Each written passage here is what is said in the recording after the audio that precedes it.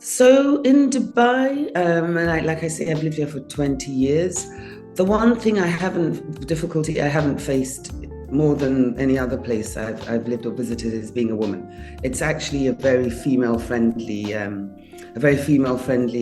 place for the business world. And there's also a great, misperception. So the local Emirati women, they have a choice. Some of them are very entrepreneurial in amongst the government ministers and amongst some of the leaders of society here are definitely women. And most of the royal families across the seven emirates will have women holding important roles. So there's this perception that possibly women have a harder time here, but actually, for me, it's been no harder than working as a woman in, say, Ghana.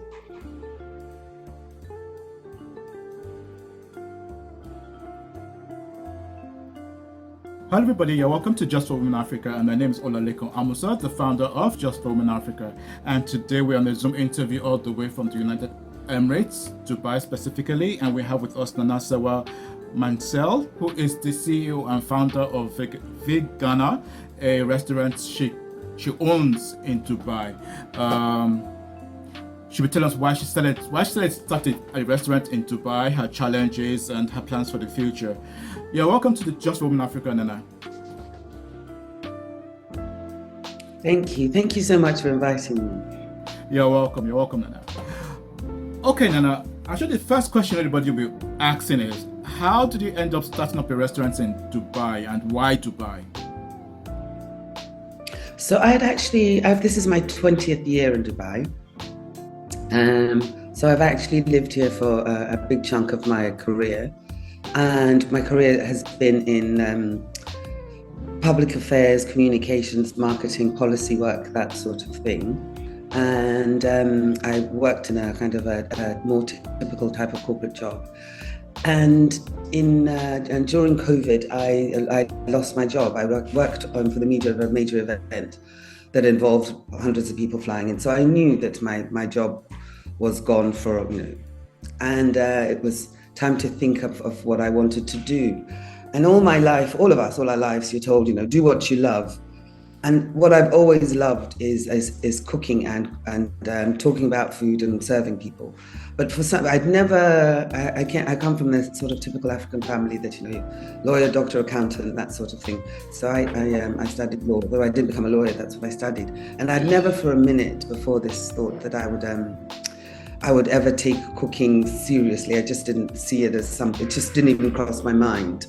And during COVID, I started cooking for people more and more, just for something to do and developing recipes and that sort of thing. And I was asked to do a vegan dinner. And before then, when I cooked, I didn't necessarily cook African food. But I noticed that whenever I had to cook for my vegetarian or vegan friends, the only interesting things that I could think to cook them would always be West African dishes. The kind of European food that I knew how to cook always seemed so limiting and tasteless for vegetarian and vegan food. So at this stage, I'm not vegan. I wasn't vegan or vegetarian myself. So I started the business during COVID for cooking for friends that didn't eat meat. I wasn't a vegan at all myself, but I started it purely because I thought this could be a good niche for West African, to get myself well known as for West African food. But as I started the business, as I researched the figures of the industry I was in, as you look into the background, then I eventually became vegan myself, which I now have been for about 2 years. But I always say that I've seen both sides, and I've had a lifelong of not being vegan and only 2 years of being vegan. So when people say, I can't do it because I love meat too much, I said, well, everybody does when they make that decision. Okay. So yeah, and Dubai is very cosmopolitan, and because I've worked in marketing, I understood how to build a brand here. But what I didn't know anything about was the food industry, absolutely nothing. So I'm still learning. Okay, all right, that's great to hear. So how long have you been operating Veghana for? So Veghana it's about to go into our second year, and So whilst we're still struggling in terms of business turnover,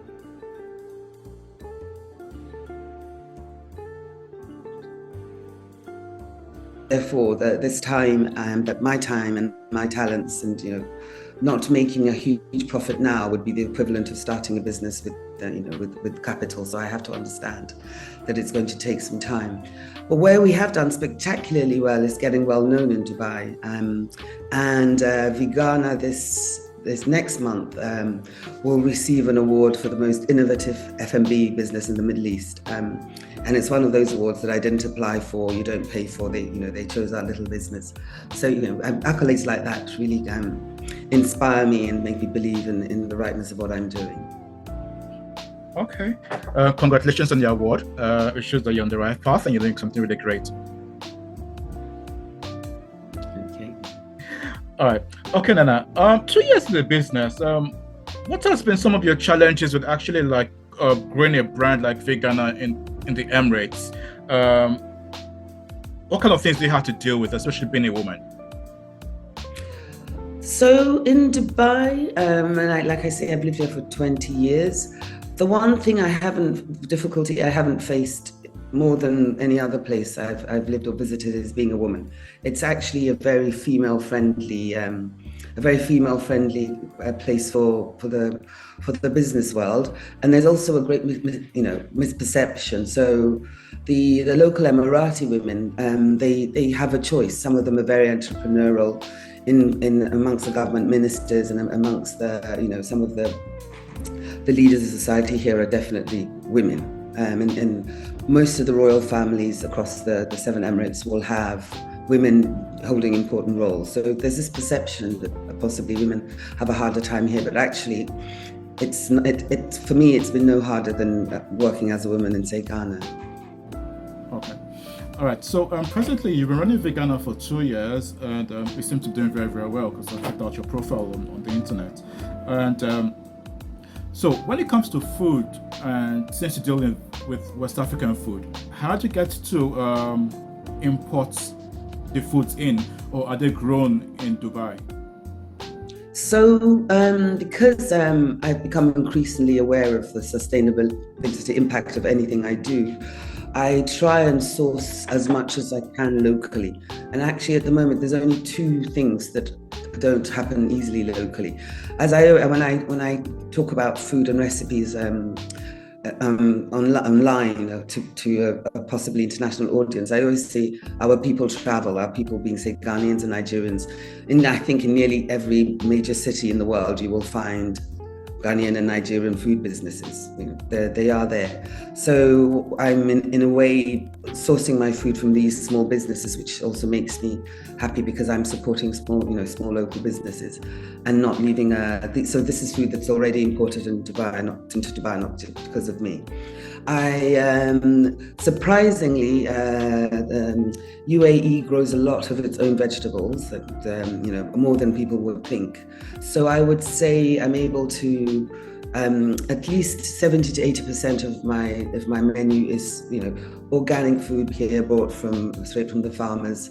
And it's not hard. And then things that are certain things, because of also the closeness to, say, India and Sri Lanka, who eat some of the same things as us in West Africa. So plantains, for instance, are easily available here. A variety of garden eggs that works in our West African dishes is easily available here. So the only product that I've had to find a way of importing in that I'm fanatical about is fonio. And also, it's not always easy for me to get bambara beans. But other than that, everything is here anyway. Okay, that's nice to know. At least nice to know that you can get access to foods easily in Dubai. That's really, really nice. I had no idea that Dubai grows their own vegetables. I thought they import in. So that's actually really good to hear. Okay, so now that is covered out, and you know that you can get your raw materials in. What is it like actually getting staff to work with you at your organization?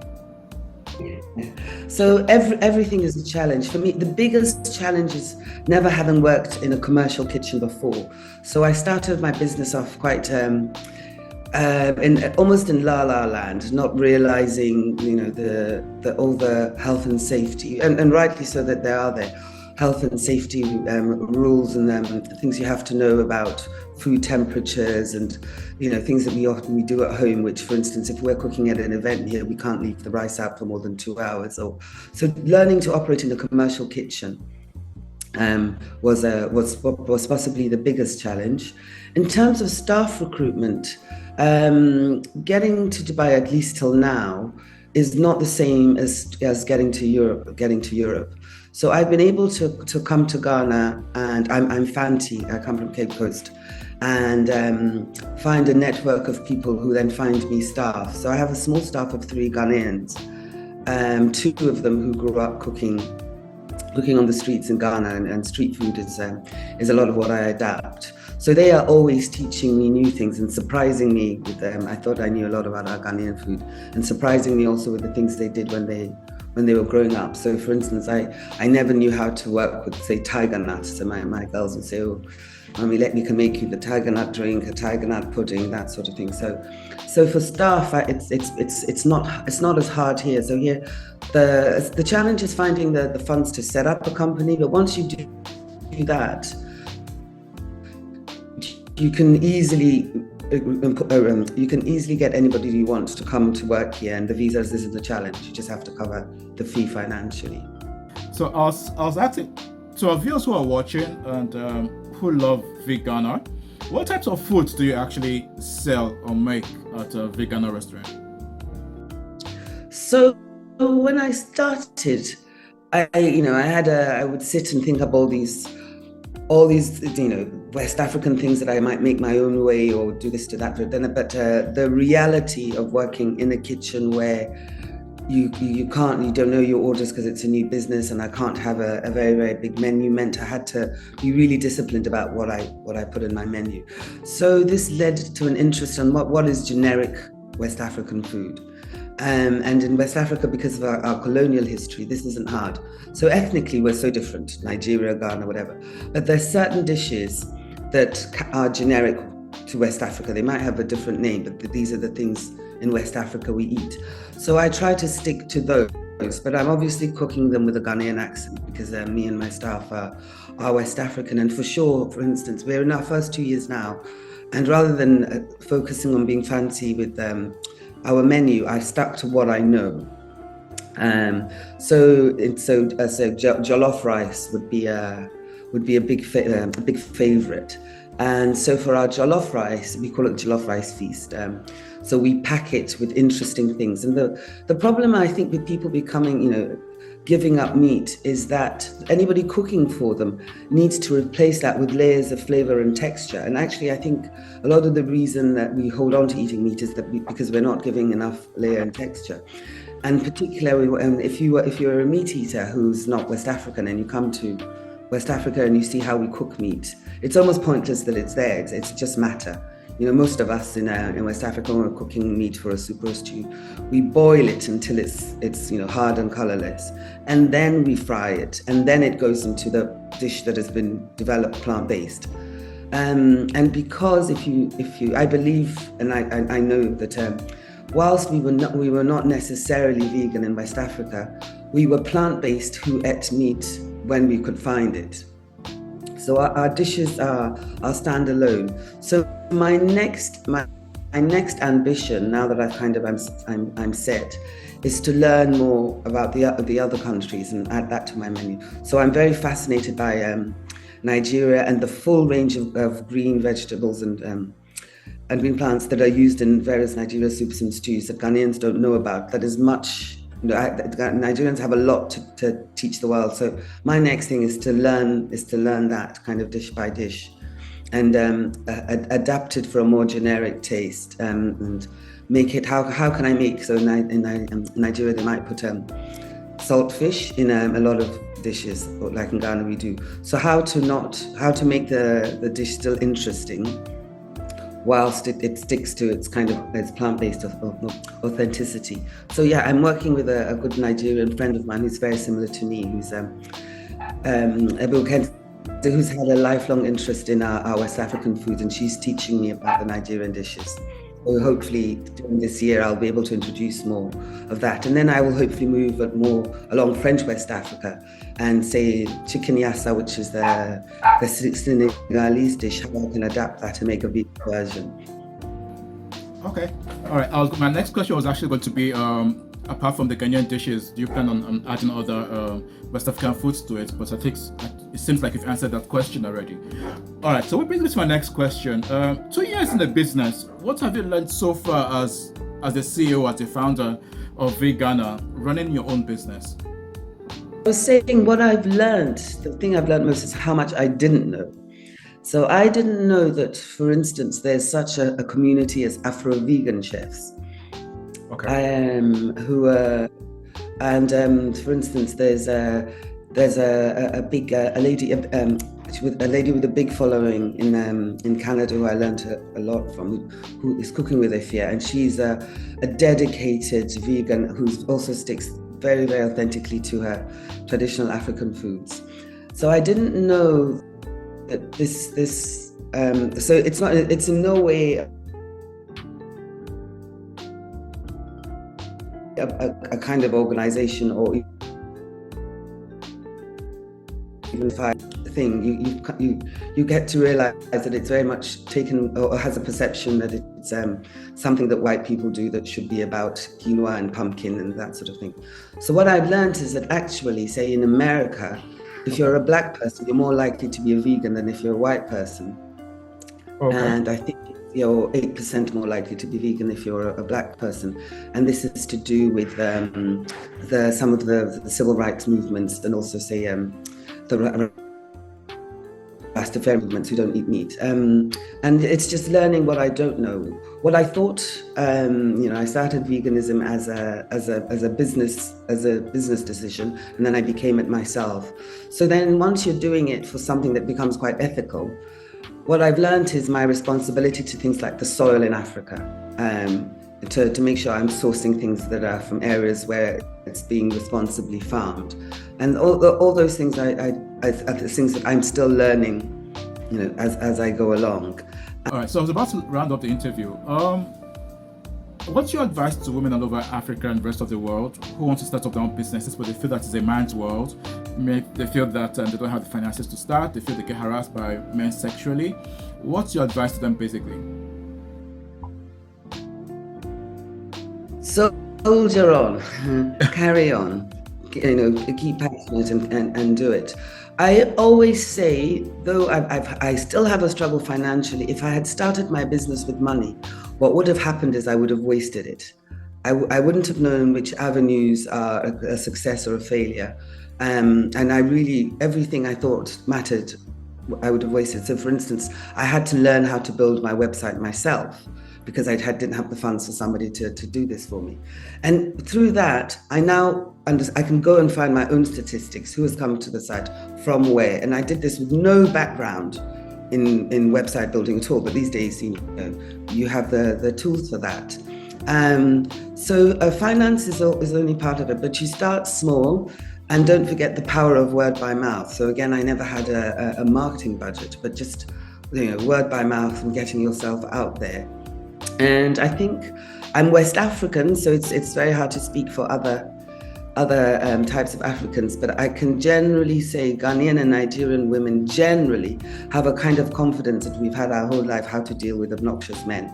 And we do that with grace and style, but fiercely. So don't forget to stick with that, and all the wisdoms that our mothers and grandmothers taught us is very important to me. Visualization, believing in what you're doing, the power of prayer. These things initially I wouldn't have thought are important to a business. I find are actually very key. And sometimes it's not all about the profit. I think if you set a 5-year goal, and even if for the first 5 years you're not going to make money, but you have a goal, go for it and do it with passion. In the same way we bring up our children. I mean, I have 3 kids, and Veghana very much feels like one of my children that's stuck in a difficult baby stage.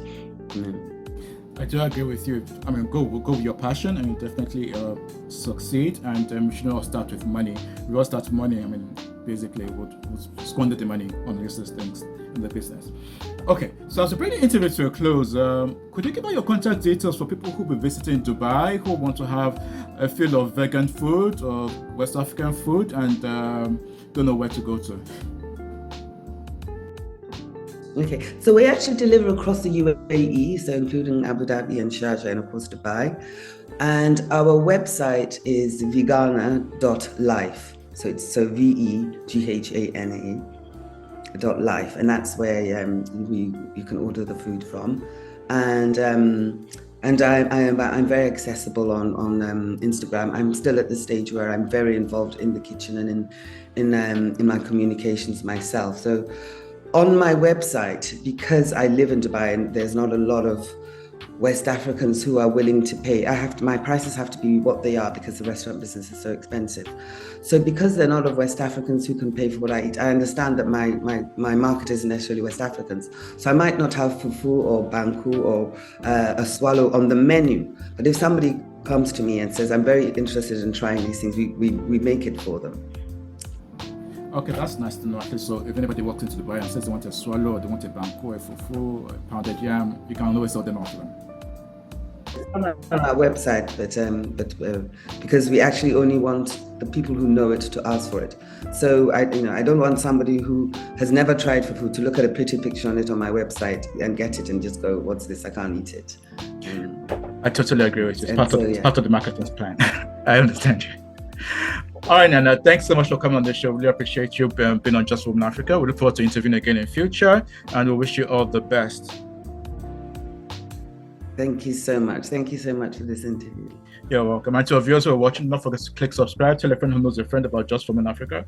And from Nana and I, it's been bye.